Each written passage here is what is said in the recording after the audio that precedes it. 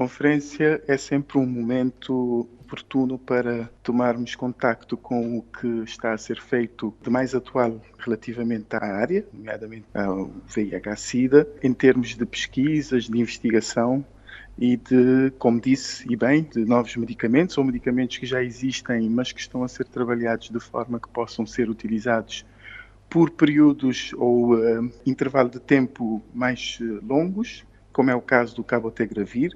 Está-se a estudar a possibilidade de ser feito a cada 2 meses, é um medicamento que pode ser feito a cada 2 meses, e também ainda está-se a estudar para ver se não há possibilidade de estender esse intervalo ou esse período de toma para 6 meses, o que seria algo muito vantajoso e cómodo para as pessoas que têm VIH, melhorando a adesão ao tratamento e também melhorando as condições de vida dessas pessoas. Está a ser montado uma aliança global para acelerar o acesso a esse medicamento de longa duração. Cabo Verde tem interesse em participar?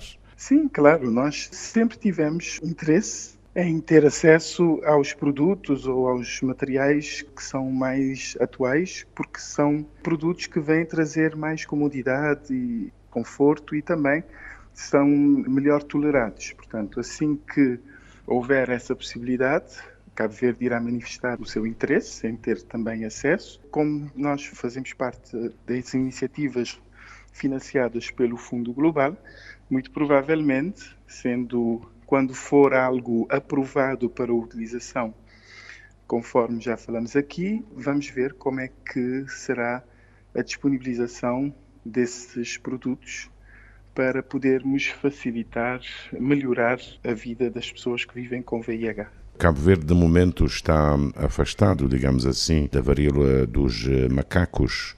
Essa questão foi abordada porque afeta, segundo informações que eu tenho, sobretudo a comunidade LGBTI e é transmissível.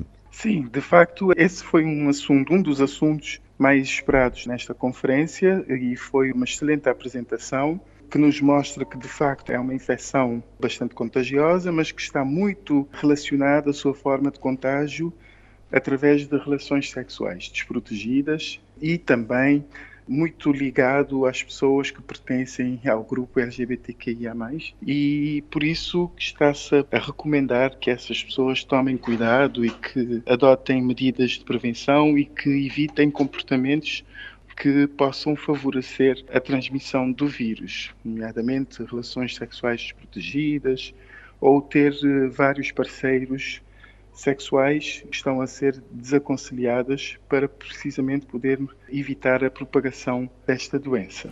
Cabo Verde, nos dias de hoje, até agora, está livre da varíola dos macacos. Quais são as medidas de contenção que o Ministério da Saúde deve tomar? As medidas que já estão a ser tomadas, uma delas é o plano de contingência, que já foi elaborado e distribuído para todas as estruturas de saúde, que contém as orientações do que se deve fazer perante a identificação ou um caso suspeito de varíola de macacos, de monkeypox. E também teremos é que estar muito atentos, porque não se recomenda nenhuma outra medida, por exemplo, um rastreio nos aeroportos ou algo do género, porque não há nenhuma recomendação neste sentido.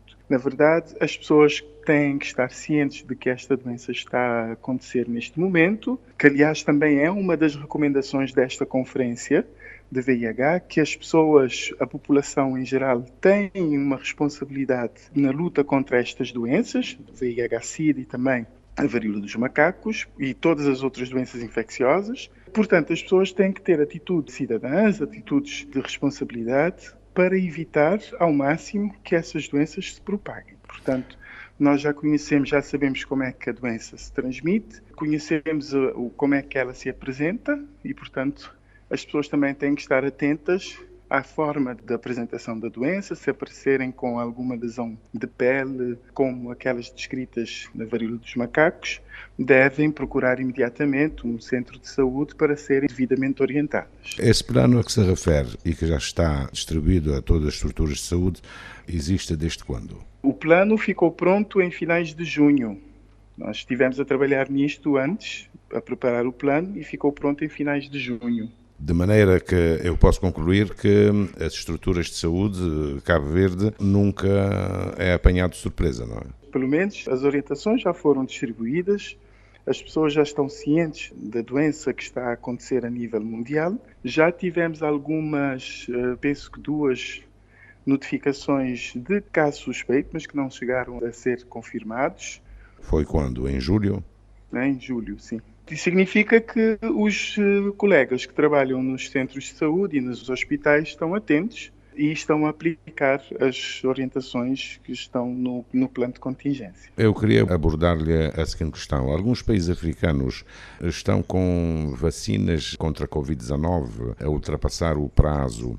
Cabo Verde tem uma taxa de vacinação boa em África, das mais elevadas. Não há preocupações relativamente ao estoque de vacina? Não, da nossa parte, nós não temos preocupações relativamente ao estoque de vacinas. As vacinas que nós temos têm o prazo até setembro, portanto, ainda estamos dentro do prazo de validade e estamos em constante comunicação com a COVAX, de forma que o nosso estoque de vacinas possa estar sempre atualizado. E, para além disso, também continuamos a receber propostas de doação de países que Cabo Verde vai analisando, tendo em conta as taxas de cobertura de vacinação contra a Covid-19 no país e analisamos se de facto vale a pena estarmos a receber muitas quantidades de vacina, porque também um dos indicadores de bom desempenho de uma campanha de vacinação é não haver tanto desperdício de vacinas. Quantas pessoas devem ser vacinadas para a absorção do estoque, que eu não sei de quanto? Nós temos ainda cerca de 80 mil doses, 70 mil, mais ou menos, 70 mil doses de vacina em estoque, portanto, dá para vacinar ainda cerca de 70 mil pessoas. Não pensam incrementar a campanha para que as pessoas acedam à terceira e quarta dose, ou seja, às 2 doses de reforço? As pessoas estão a procurar muito bem os postos de vacinação para receber a dose de reforço, não é? E a segunda dose de reforço também, desde que a última resolução que estipulou que os certificados de vacinação de Covid só seriam válidos com a dose de reforço, houve um aumento na procura de pessoas que queriam tomar essa dose de reforço. Portanto, as pessoas estão a aderir ainda muito bem às vacinas da Covid. Portanto, por enquanto, pensamos que a adesão é boa e as medidas que têm sido tomadas têm surtido efeito. Regressando à Conferência Internacional do Canadá sobre HIV-Sida, haverá alguma decisão, alguma recomendação? Ao longo desses dias da conferência, houve um conjunto de recomendações que foram sendo anunciadas no final de cada sessão. Uma das recomendações é que os países têm que continuar a investir. Não podemos esquecer de que há outras doenças, apesar de ainda estarmos em pandemia. Nós não podemos focar essencialmente ou apenas na pandemia, não podemos esquecer que há outras doenças, nomeadamente VIH-Sida, portanto temos que continuar a dar condições para que as pessoas possam fazer o teste para saber se têm ou não infecção, fazer o tratamento e o seguimento como deve ser. Outra recomendação é que, como eu já disse há bocado, as pessoas, a população em geral, têm um papel a desempenhar no controle e na luta contra o VIH-Sida. Portanto, há uma responsabilidade das pessoas em cumprir as medidas preventivas e em adotar hábitos saudáveis de vida. Só assim também é que nós conseguiremos obter melhores resultados.